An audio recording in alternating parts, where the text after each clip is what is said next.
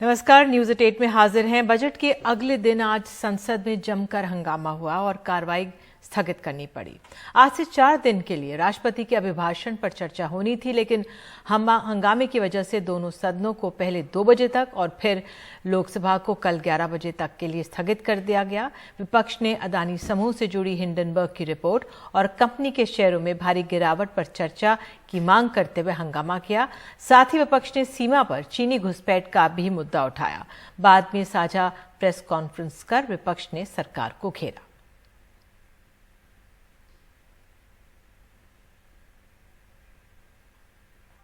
लोगों के हित में हम ये काम कर रहे हैं और हमारा डिमांड यही है, चर्चा कराओ। और हमारी मांग ये है कि या तो जॉइंट पार्लियामेंट्री कमेटी बनाओ और इसकी इंक्वायरी करो, या नहीं है तो सुप्रीम कोर्ट के चीफ जस्टिस के नेतृत्व में कमेटी बनाकर इसको इंक्वायरी कराइए और डे टू डे रिपोर्ट बाहर करते जाइए।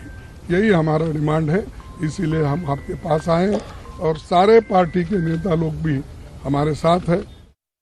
We as people representatives have to take it up to fight for the people who have lost their rights, to fight for the people who've invested in these institutions because they feel let down by this BJP government। तो FPO रद्द होने के बाद अडानी समूह के अध्यक्ष गौतम अडानी का बयान आया है। उन्होंने कहा है कि उनके लिए निवेशकों का हित सर्वोपरि है, इसलिए निवेशकों को संभावित नुकसान से बचाने के लिए एफपीओ को वापस लिया गया है। उन्होंने ये भी कहा कि इस फैसले का भविष्य की योजनाओं पर कोई असर नहीं होगा। आपको बता दें कि अडानी ग्रुप ने कल अपना 20,000 करोड़ का एफपीओ वापस ले लिया था, जबकि ये एफपीओ पूरी तरह से सब्सक्राइब हो गया था। Strongly felt that it would not have been morally।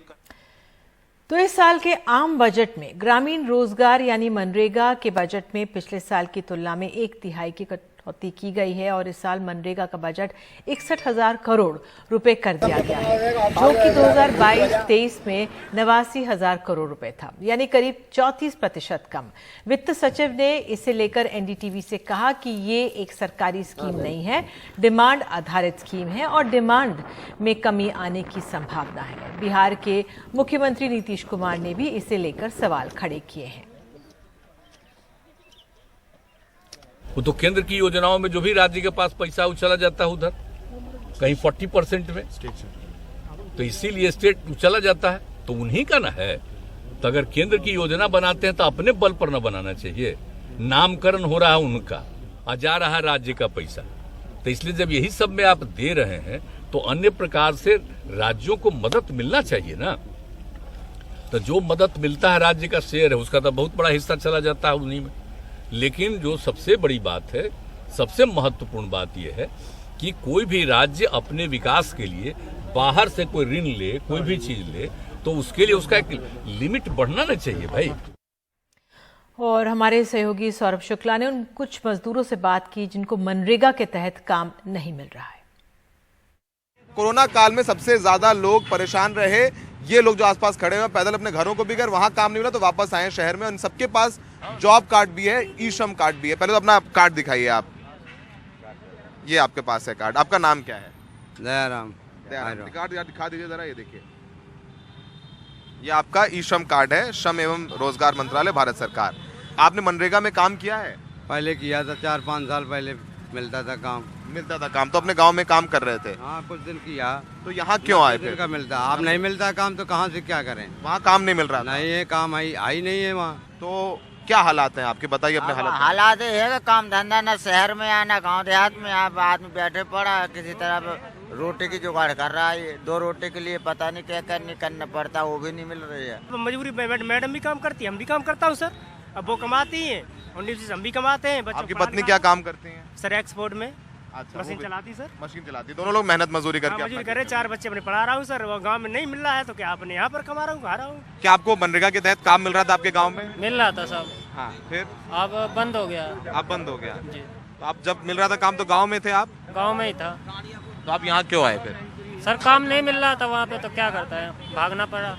भागना पड़ा। जी सर। तो यहाँ क्या हालात है? यहाँ पे भी सर बुरा हालत है, काम नहीं मिलता है कहीं पे भी। जिसके जो कारीगर है उसी के लिए मजदूरी है, जो अनपढ़ है, जो कारीगर नहीं है उसके लिए नहीं है, लेबर के लिए नहीं है। तो देश की जेलों के हाल तो बहुत खराब हैं ही, उनमें बंद विचाराधीन कैदियों की हालत और बुरी है, क्योंकि उनमें से ज्यादातर ऐसे कैदी हैं जो गरीब हैं कि उनकी जमानत के पैसे तक नहीं चुका पाते। लेकिन अब उनके हालात सुधरने की उम्मीद जगी है। ये नज़ारा बिहार की राजधानी पटना की जेल का है। जेल में बंद अपनों से मुलाकात के लिए देश की हर जेल के बाहर रोज यही तस्वीर देखने को मिल जाती है। लेकिन देश की जेलों में हजारों ऐसे कैदी भी हैं जिनके पास जमानत या जुर्माना भरने के पैसे नहीं, ना ही उनकी कोई सुनता है। हम अंडा बेचते हैं सर, हम लोग अपने हैं गरीब है सर। हम लोग भाई हमारा घूम रहा था चरमोहानी है सर जी, उसी चरमोहानी के पास 10 गो 12 गो लेकर बैठा रहता है, 2 दुकान है, उसी जगह अबकारी वाला 4 गाड़ी गए, बस दारू पी है, बस बलजोरी बैठा लिया, बैठा के लेकर चला गया 15 बगीचा गया। हम लोग गए कि सर नहीं पी रहे थे कि जाता है कि नहीं जाता है, भागो यहाँ से। भगा के सवेरे पहर चलान हो गया, गांधी मैदान लेके आए। गांधी मैदान हम लोग कहे कि नहीं, बेचने वाला में नाम सर जी दे दी। देश भर की जेलें अपनी क्षमता से ज्यादा कैदियों का बोझ ढो रही हैं। देश में कुल 1306 जेल हैं। इनमें 5,87,891 लोग बंद हैं, जबकि इनकी क्षमता करीब 4,85,000 है। अकेले यूपी में 1,15,000, जबकि बिहार में 64,000 कैदी बंद हैं। इनमें से 70% कैदी विचाराधीन हैं। केंद्र सरकार का अलग फंड बनाने का जो कदम है वो निश्चित ही जेल में बंद कैदियों के काम आएगा, जो अपनी वित्तीय मुश्किलों का सामना कर रहे हैं और अपना जुर्माना नहीं भर सकते, और जिनके मित्र और रिश्तेदार उनके साथ नहीं खड़े होते। इससे पहले सुप्रीम कोर्ट ने भी गरीब और लाचार लोगों के लिए कदम उठाते हुए जमानत के नियमों पर स्वतः संज्ञान लेकर कार्रवाई शुरू की है। दरअसल न्यायपालिका और सरकार ने ये मुहिम संविधान दिवस पर राष्ट्रपति द्रौपदी मुर्मू के मार्मिक भाषण के बाद शुरू की है। थोड़ा बहुत कुछ कर दिया, किसी को थप्पड़ मार दिया। अब जानते हैं वहाँ के लोग थोड़ा खाने पीने में, दूसरा चीज खाने पीने में माहिर होते हैं, है ना।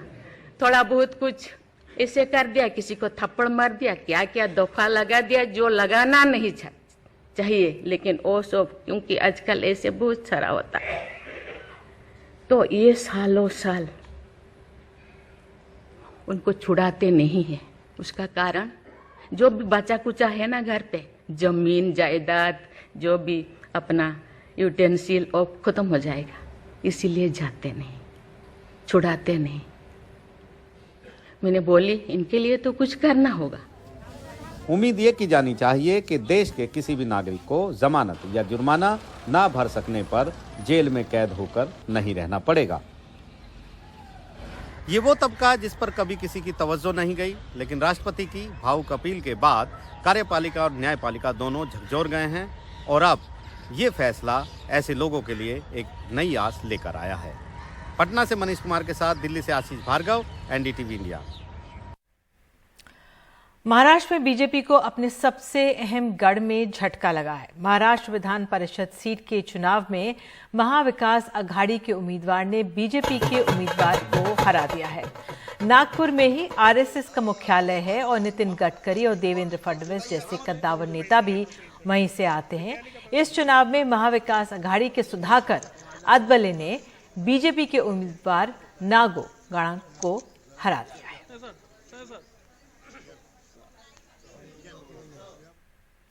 केरल के पत्रकार सिद्दीक कप्पन 27 महीने के बाद जेल से रिहा हो गए। लखनऊ जेल से बाहर आने के बाद एनडीटीवी से बात करते हुए कप्पन ने कहा है कि पत्रकारिता करना अपराध नहीं है। मैं मनमाने कठोर कानूनों के खिलाफ अपनी लड़ाई जारी रखूंगा। मुझे बेल के बावजूद जेल में रखा गया। मुझे नहीं पता कि मेरे जेल में रहने से किसको फायदा पहुंच रहा था। ये 2 साल बहुत मुश्किल भरे रहे, लेकिन मैं कभी डरा नहीं। आपको बता दें कि लखनऊ की सेशंस कोर्ट ने कल सिद्दीक कप्पन को रिहा करने के आदेश दे दिए। कोर्ट ने उनको बेल बॉन्ड को स्वीकार कर लिया। कोर्ट ने उन्हें सभी मामलों में जमानत मिल गई है। कप्पन को 1 महीने पहले ही इलाहाबाद हाई कोर्ट से PMLA केस में जमानत मिली थी। केरल के मल्लपुरम में रहने वाले सिद्दीक कप्पन करीब 27 महीने से जेल में बंद थे। Feeling good. Right. Thank you. But justice delayed. Right. This is justice delayed. Right. This is a half-baked justice. Journalism is not a crime. My photo, my display picture भी ऐसा था, मतलब journalism is not a crime. Verification processing is delay कर दिया ये लोग. I don't know what is the problem.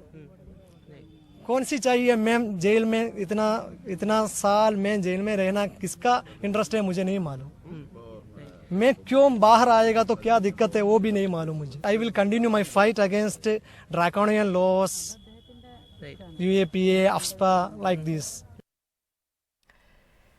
Bihar सरकार के मद्य निषेध विभाग के प्रधान सचिव के पाठक का एक वीडियो वायरल हो रहा है जिसमें वो अधिकारियों को भद्दी गालियां देते दिख रहे हैं। इस दौरान एक अधिकारी उनसे माफी मांगता हुआ भी दिखता है, लेकिन प्रधान सचिव कहते हैं कि बिहार का प्रशासन ही बेकार हो चुका है।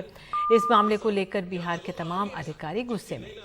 गालियां देने वाले अधिकारी के पाठक पर केस दर्ज कर लिया गया है।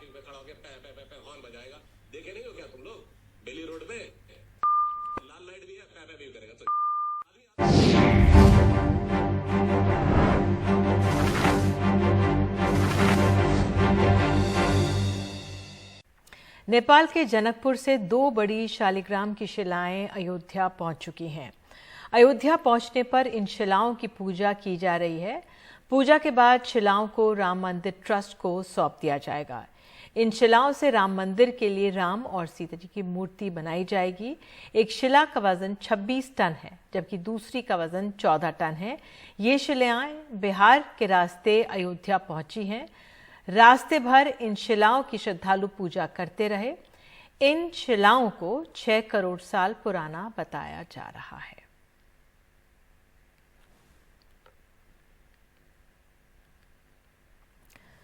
और अंतर्राष्ट्रीय जगत से खबर, इंग्लैंड में आज हड़ताल की वजह से हजारों स्कूल्स बंद रहे। बढ़ती महंगाई और वेतन के मुद्दे को लेकर हजारों कर्मचारी हड़ताल पर हैं। इस हड़ताल में रेल कर्मचारी भी शामिल हैं। कर्मचारियों के मुताबिक उन्हें महंगाई के हिसाब से वेतन नहीं मिल रहा है, इसलिए मांग पूरी ना होने तक वे हड़ताल पर रहेंगे।